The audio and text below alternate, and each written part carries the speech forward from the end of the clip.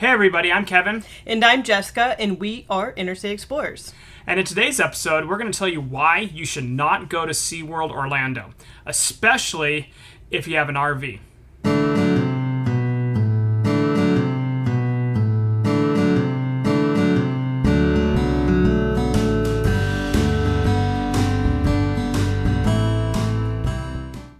What we are about to share with you is our experience at SeaWorld, and that may be different from your experience or anyone else's, so just keep that in mind when you watch this video. So we consider ourselves to be quite knowledgeable about theme parks. We've been to a lot of theme parks throughout this country. We've been to 9 Six Flags parks. We've been to 6 Cedar Fair parks. We've been to 2 Hirschland parks. We've been to Silverwood, which is an independently owned park. And we've actually been to 4 SeaWorld owned parks as well. We've been to Disneyland. We've been to Disney World. So we've been on a lot of theme parks in this country. We've been on all 4 of the Giga Coasters in this country as well. A Giga Coaster is any roller coaster that's over 300 feet tall. So like a lot of theme parks, a lot of background knowledge, and we consider ourselves theme park enthusiasts. A few days ago, we decided to go to SeaWorld Orlando because, being coaster enthusiasts, we wanted to check out a few coasters there, including the new B&M Surf Coaster Pipeline, and they have a B&M Hypercoaster Mako, and those two really intrigued us, so that's why we decided to go. And it was even my birthday, so we thought that'd be something fun to do, something we haven't done before, and so we wanted to check out the coasters there at SeaWorld. And SeaWorld Orlando has some of the best coasters in the Orlando area. And in fact, they pride themselves on having extreme coasters for the Florida area. Yes, exactly. And like I said, we've been to some other SeaWorld parks, and we've all had good coaster experiences at those parks as well. So we purchased the tickets from Undercover Tourists, and we got the water park option because it's July, and it's Florida, and it's hot. So with the theme park and with the water park option, the 2-park option, it was just under $100 each. We ended up having one of the worst experiences ever at a theme park while we were at SeaWorld Orlando. Now, the big issue that we have at this theme park were with the ride ops, the general lack of knowledge from the staff, misleading wait times in the SeaWorld Orlando Park app, and also lack of big rig friendly parking attendance and help. So, what the general plan for the day is that morning we were checking out of the Orlando Southwest KOA, and we had to make our way over to the Fort Wilderness RV Resort at Disney World. Now, the Fort Wilderness RV Resort in Disney World, they allow check-in at 4 p.m. Orlando KOA wants you out by 11, so we had 5 hours to kill, so we thought, all right, well, instead of paying extra money or trying to check in early at Disney, which isn't going to happen because it's Disney, we're like, okay, let's just go ahead and tow the Brinkley there. We've towed our Brinkley, we've towed our travel trailer to several theme parks before. They all have big rig parking. It's simple. You just park in the back. You take up a bunch of spots. Or sometimes they even have like longer bus spots for you. So we've never had any issue trying to bring our trailer to a theme park. So we're like, okay, let's just bring the trailer to the theme park. We even checked their website and they listed RV parking. So we figured, okay, they list a price for RV parking. They must have RV parking. Yeah, and also with these theme parks, there's a lot of school trips too. So you have a bunch of school buses and stuff. So, if they can accommodate school groups, they can certainly accommodate a travel trailer. All right, so what I did is I put SeaWorld into the GPS, followed the signs for parking. As we're paying for the parking, they even have the RV parking option, which, by the way, is $15 more than general parking. So it's $45. Right, which is kind of lame because most of these other parks will charge you $5 more for RV parking. And actually, even if you have like a season pass, a lot of times RV parking is included as well. So just kind of a lame little side note. It was considerably more expensive. So we get through the line, and they just tell us to follow the rest of the cars, and somebody will direct us to the RV parking. Well, we follow the rest of the cars, and if you've been to theme parks or sporting events, sometimes they'll like cone off lanes and stuff for you to go down. So we find ourselves in a coned lane that's meant for sedans, not for large fifth wheels. So they're expecting me to make these like super tight turns. I'm doing the best I can. I run over a few cones.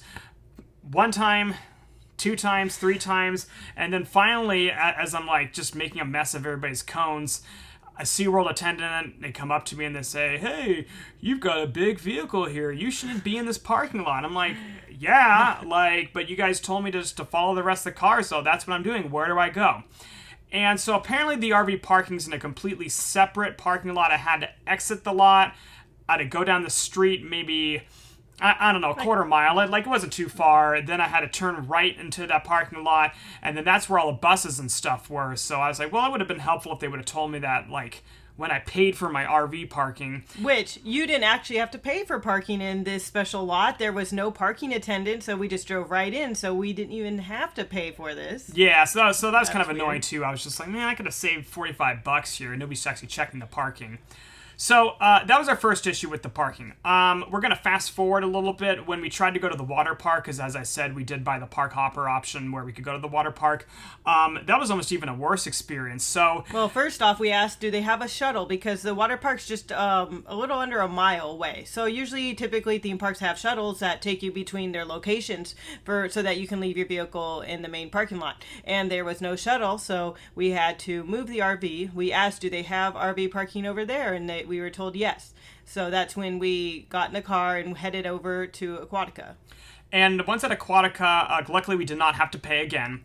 But the parking attendant, he just kind of looked at us and waved us on. And so I was like, all right, well, now where do we go? So we saw a sign for buses, so we went into the buses area.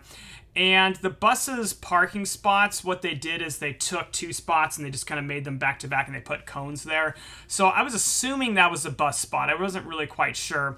The bus spot wasn't long enough for us, so I just backed it up and went perpendicular to some other spots. I mean, like, we were in the back, there was nobody near us. And so then we ended up parking there and probably took up about 5 or 6 spots, but like I said, it was all right because we were in the back.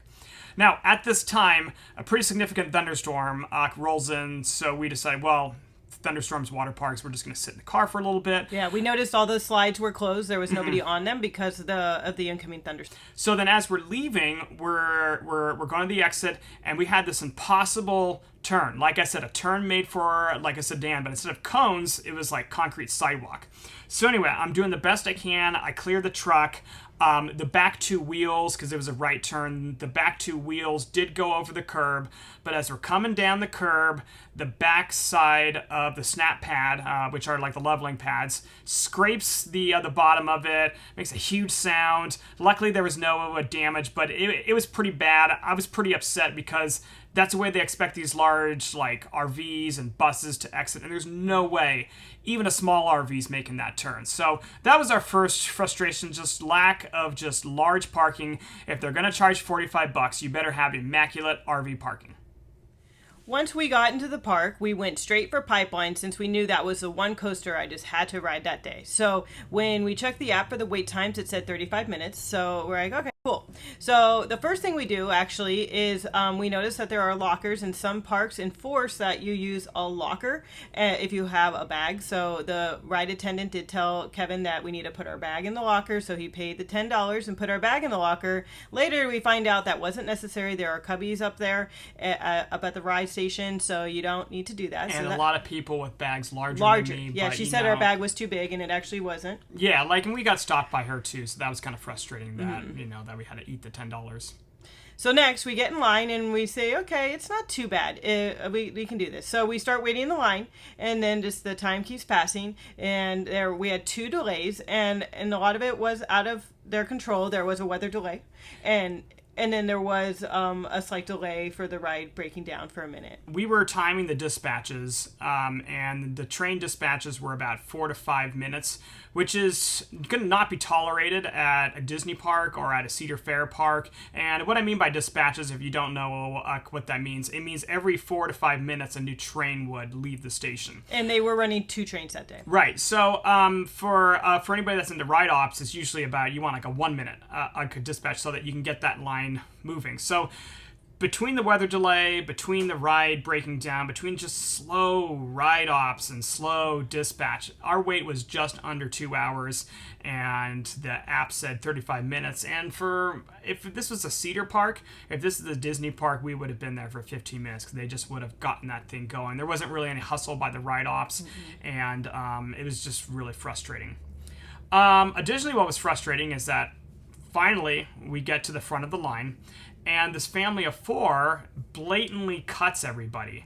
I mean, like, we were all standing back, and then like they wouldn't even let us go to our little gate things yet. This family of 4 just walks and cuts past everybody and just goes to the gate, and I'm like, oh, like they're gonna get caught. There's no way. The ride attendant actually just randomly walked away right before that, and it turns out he had to go work down at the front of the line. We noticed when we exited, but so there was nobody on our side of the gate managing the line, so nobody was there to stop that family. And we thought, oh, there's no way they're gonna get away with this. It was so obvious. Nothing was being said, so we decided to say something to one of the workers there, and that was perhaps the most frustrating part, is when we talked to the worker. Yeah, because she said she wasn't going to do anything.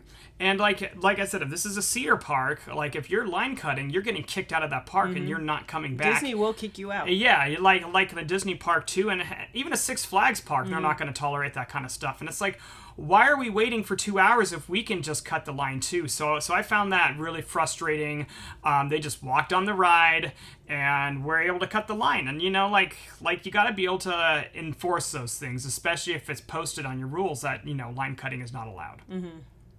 Now, to SeaWorld's credit, riding Pipeline was a great experience. Is this SeaWorld's credit or is this B&M? Because I do say B&M is one of my favorite companies for coasters, so I mean you can't go wrong with a B&M coaster. Yeah, but like it was a great ride. It was a lot of fun. It was one of the most unique ride experiences I've ever been on. I believe it's the only one in the world. It's the first of its kind. And so what's unique about it is, unlike other standing coasters, your seat is not completely locked, so it does raise and lower depending on where you are in the track. So it's kind of cool that you get a lot of air time, because when you're going over a loop or anything, that your seat will raise, so you get that air time. Yeah, your feet actually leave the floor. It's a cool ride. It's a cool experience. I recommend it. I'm never waiting 2 hours for that ride. It's not that good. But certainly it's a great ride, and it was a lot of fun. So after we got off that ride, we figured, okay, well, we got at least that ride in. We need to at least do the B&M Hyper. So we started heading over to Mako. And when we got there, well, the app, I checked the app, it said 25 minutes for the wait time. So I was like, okay, fine. I can wait 25 minutes, even though it was super hot and I was frustrated. We thought, okay, we'll go over there. So we walk all the way over to Mako, and we get there, and then the time at the ride said 55 minutes. And I said, okay, what's up with that? I'm not waiting 55 because we knew there might be another thunderstorm coming in. There's going to be more delays, so it's really not even 55 minutes. And so I asked the ride attendant if there was single rider line, and because that might be an option. And they said, no, they don't do any single rider lines at SeaWorld. So then we thought about buying the Skip the Line pass, because I just wanted to get on the ride and get out of there at this point. Yeah, and one of the things that we saw a lot when we were waiting in line for Pipeline were the people that had bought the Skip the Line pass. It was a little bit confusing trying to navigate the app, because it says certain rides you can skip the line for, but certain rides you can't. And so anyway, so the Skip the Line pass is anywhere from, I think, $80 to $100, depending on which one that you get. Right. We went to a store because, it's like 100 degrees out with humidity. And I tried to ask one of the store employees, I was like, could you explain the Skip the Line pass to me?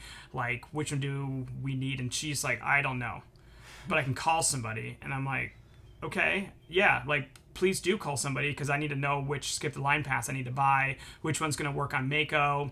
And like, if this is Disney employees, they're not allowed to say, I don't know. They're not allowed to say that, and so they have to have an answer for you, and they're trained in that sort of thing. And so these SeaWorld employees are just not really knowledgeable, and I guess they're only trained in what they're supposed to be doing. And this is the same thing with like the parking attendants. They weren't trained to like deal with large RVs, and there were several school buses there too. So I don't know, like, it's like this is a daily thing, they're going to get large vehicles.